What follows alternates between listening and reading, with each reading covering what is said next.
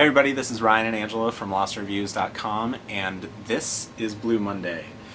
First up on Blue Monday, we have our number one favorite film of the year and the winner of our Bateman Awards, Drive.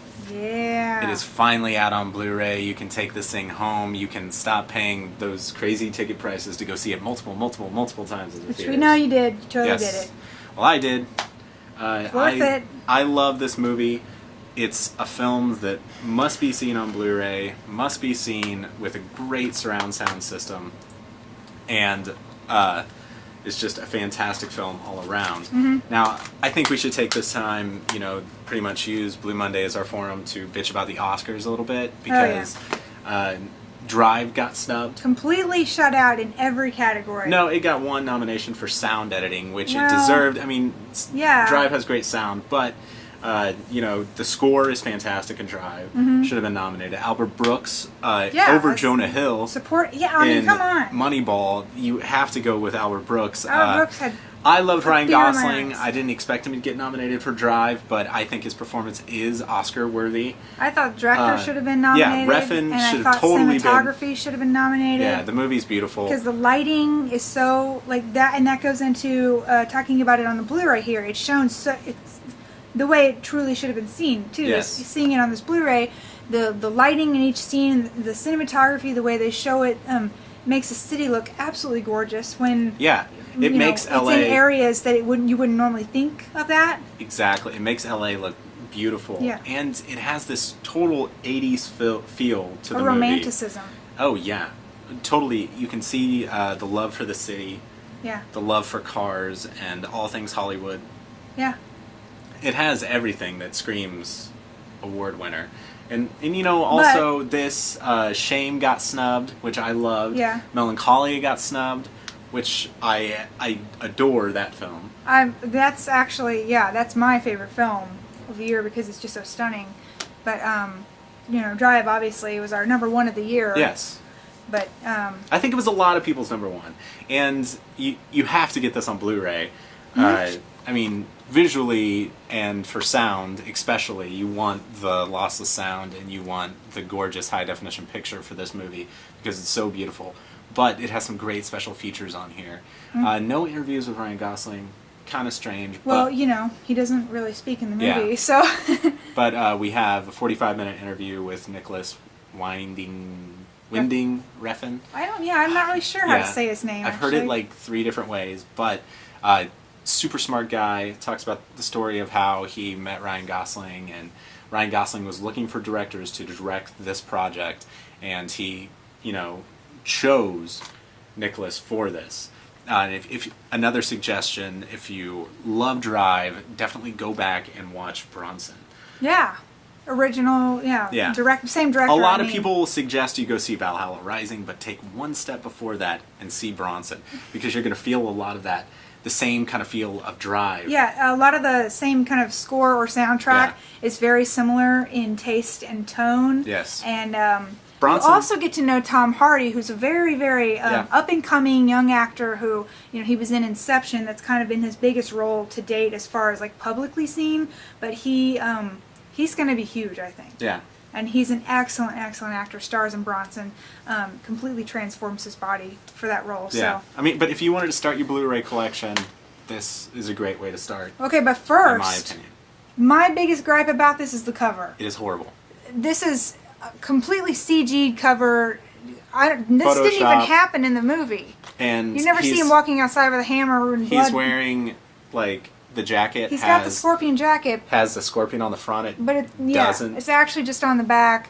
They got it right though on the disc Blu-ray is close itself. enough. The Blu-ray is the actual poster. That should be this purple art is or this pink art. That's what the cover should be. It should be the Drive in the pink cursive, just like we were used to, because that's that 80s romanticism vibe that he was going for, that you see and feel throughout the entire movie, and that opening song title, which just like seals it, and then you get this and you're just like, is this Fast and Furious? This is that's what they're trying to go for. I mean, all along with this film, with the trailers and everything, and they even have that big controversial thing where this guy sued them because of misrepresentation of the film.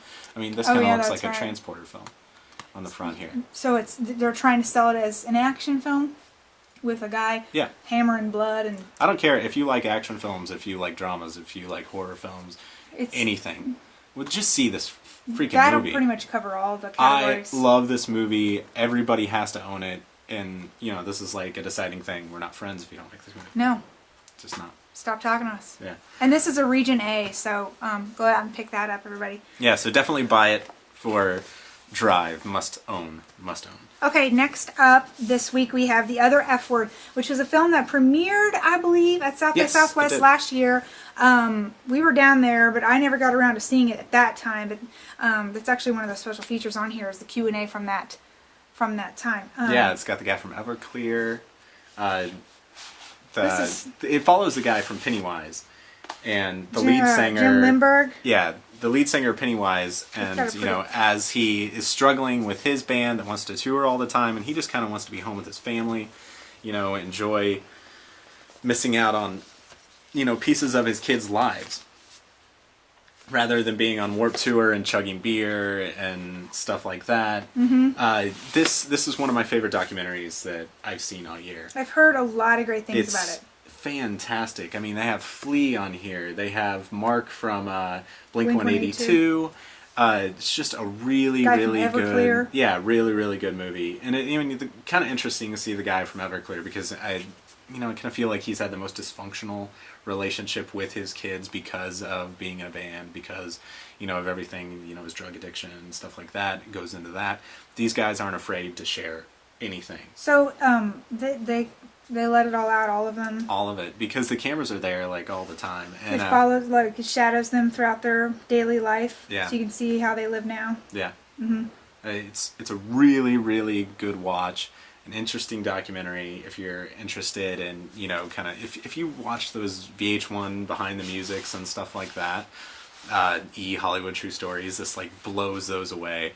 This is a fantastic film, and I highly suggest everybody add it to their collection. It's got a buttload of special features. We've got music videos from the bands. We've got some acoustic performances from Rise Against. Very, very cool. We have outtakes from Devo. Yes. Oh, and if you're a Nine Inch Nails fan, Josh Freese talking about why he left the band after, was it Lights in the Sky that he left after he left the band? Yeah, it was Lights in the Sky.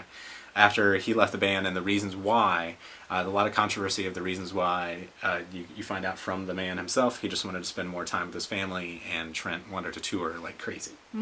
Yeah. Which I'm okay with. Yeah, a great documentary. I highly suggest it. I also want to point out that this is from Oscilloscope, and I went to their website, and it looks like at this point in time it's only available on DVD, but it comes in this really awesome special edition package. I love this package. Like, feels like a punk rock record when you open it up. Yeah. You know, like you're gonna get an Angela showed it before.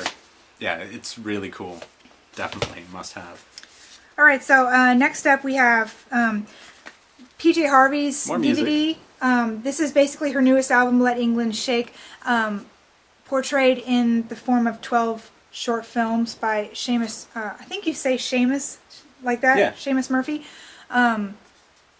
Basically, I think I read that he's a war photographer and also does some videography where he goes through to the tone of each of her songs playing, and you actually see, he actually films her playing these songs like in her home on her instruments, just sitting there in front of the camera, and he'll cut between seeing some of that, and then he cuts to nature or to watching someone do something interesting. And he usually starts out each of the songs by filming somebody.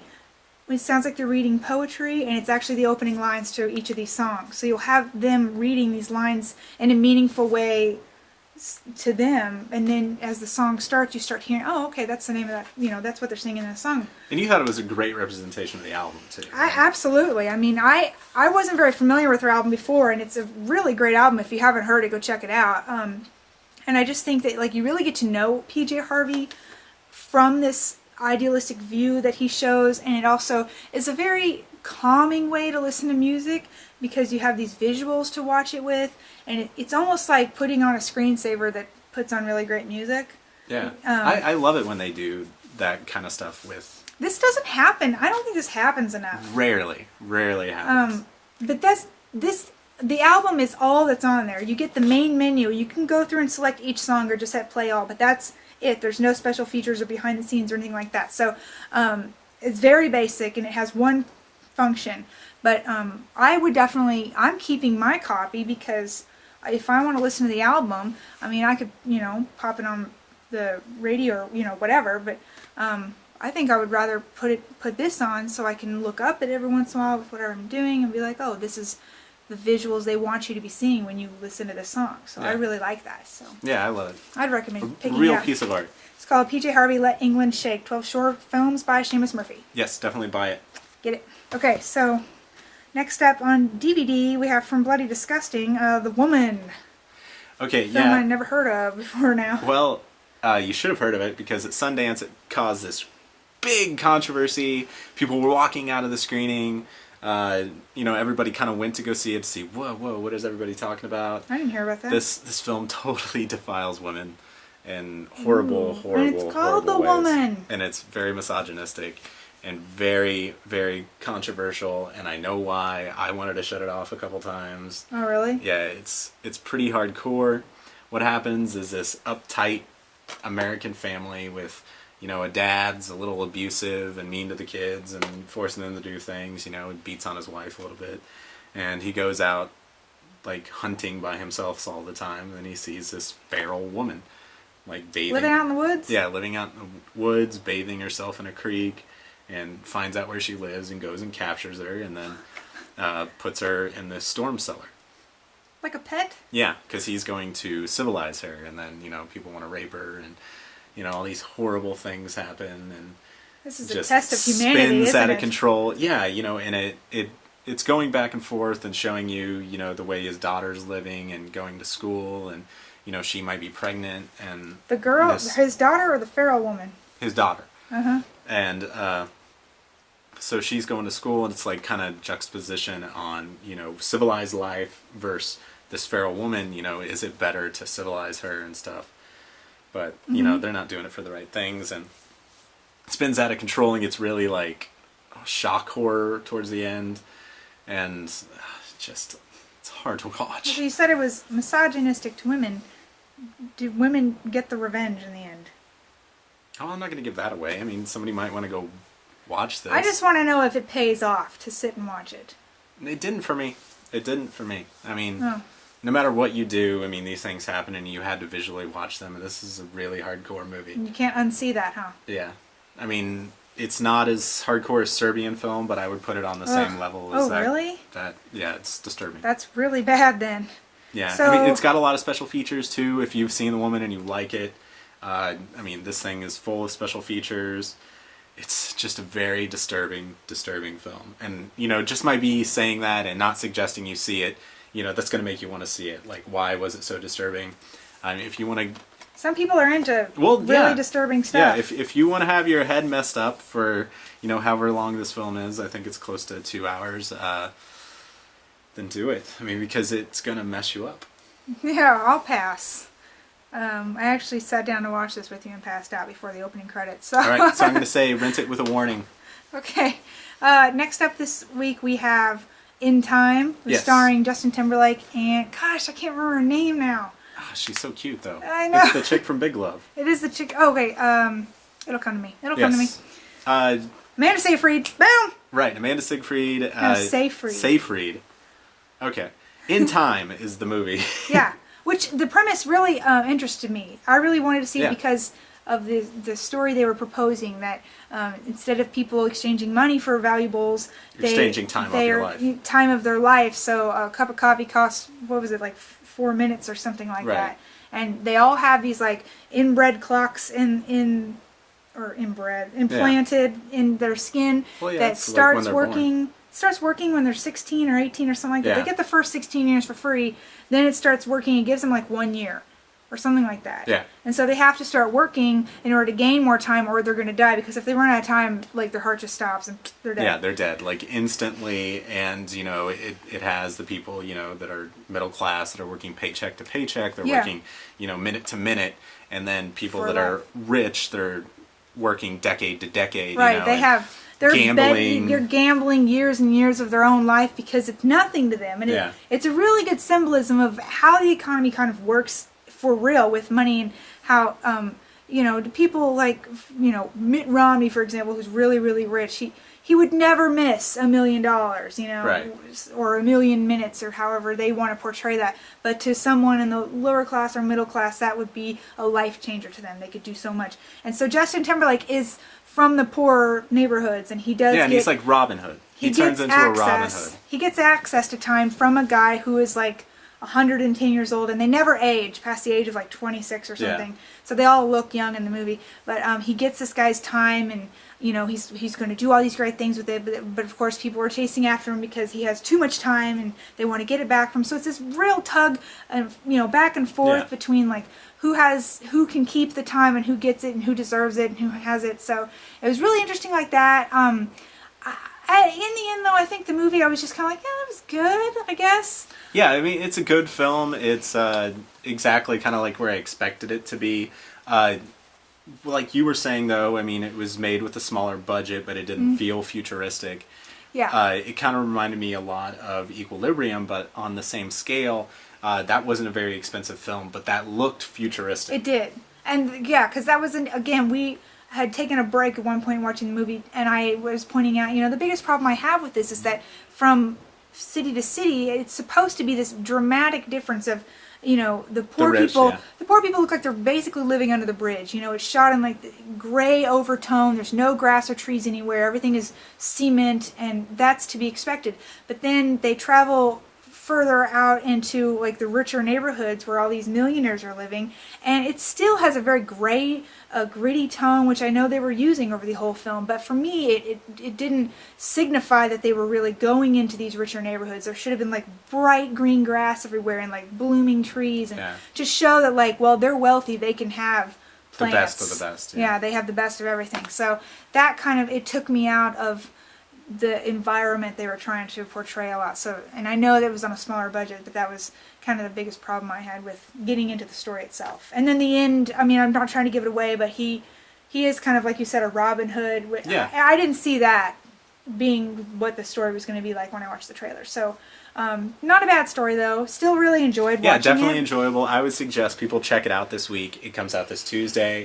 Definitely pick it up at a Redbox or check it out. Yeah, it's definitely worth seeing once. Yeah, definitely see it. And Amanda Seyfried is so cute in this movie. Oh, she's gorgeous in this film. She's got this little red wig that I'm just like so jealous of. She's so cute in that movie. Yeah, but check it out. And next week, hopefully we'll have the Blu-ray and we'll talk about more about the visuals and the sound of it. So. Yeah, because maybe it'll look totally different on Blu-ray too. I don't know, because we just watched it on a DVD so far. So yeah, the theme that I was complaining about could look totally different once you see it. And I mean, it has some solid special features, some talking head interviews and stuff like that. Okay, so last up for this week, we have on Blu-ray a foreign film, right?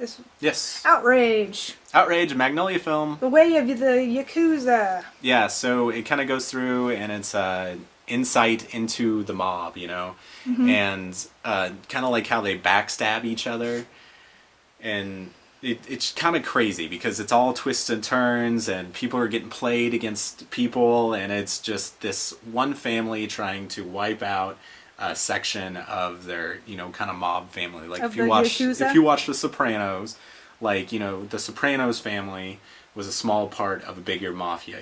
They answered to the guys from New York and stuff. So they're trying to wipe out this one family, and it just gets wild and over the top, and everybody's killing everybody, and that's basically kind of the draw of the film. Okay. Is just wild, out of control, the way people are dying.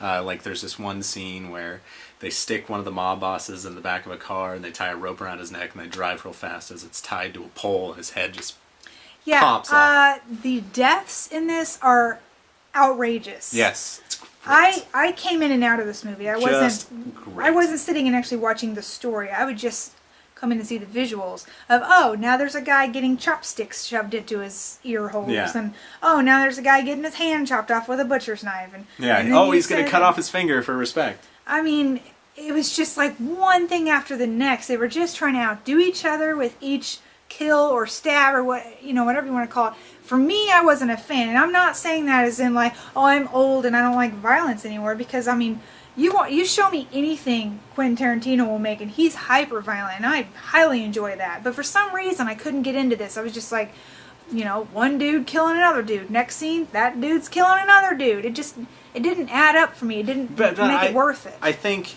you know, yeah, it's hyper violent, but, you know, kind of gang, you know, organized crime is violent. And especially when they're taking each other out, I enjoyed it because the story is so, you know, it's all over the place. It keeps you guessing, and, you know, finally, I mean, the entire time you just see that this main boss is playing all these guys against each other and trying to set it up to where, you know, the people in charge are the people he wants to be in charge, but he has to kill off all these people to do that. So I guess my problem was I wasn't paying attention close to the story. Yeah, you were just seeing all this violence. That would get me interested in characters. Yeah. Because I was coming in and seeing faceless, nameless people just stabbing and killing each other and shooting each other, and I mean, I was just like, what's the point of this? Yeah, I mean, it's a fun watch. If you enjoy these Yakuza films, you definitely see this. Great film. I will visually say, stunning. Yeah, it was shot really well. From what I could see, the way that they would show you these, you know, hyper-violent scenes was pretty original at times. Sometimes they would shoot them in a direction you wouldn't think to be. You felt like a fly on the wall at times with some of the shots that they had. And I thought it was very crisp and clean, and, you know, looked really good on Blu-ray. So I will give it that. Great special features too. We have a Q&A with the cast at the premiere, and more interviews, U.S. trailer, ton of stuff.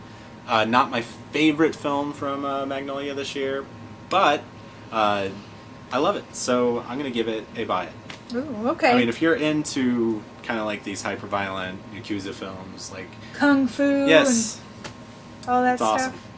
And this is a Region A people, so for all those Region A kind of people. All right, and that is it for this week's Blue Monday.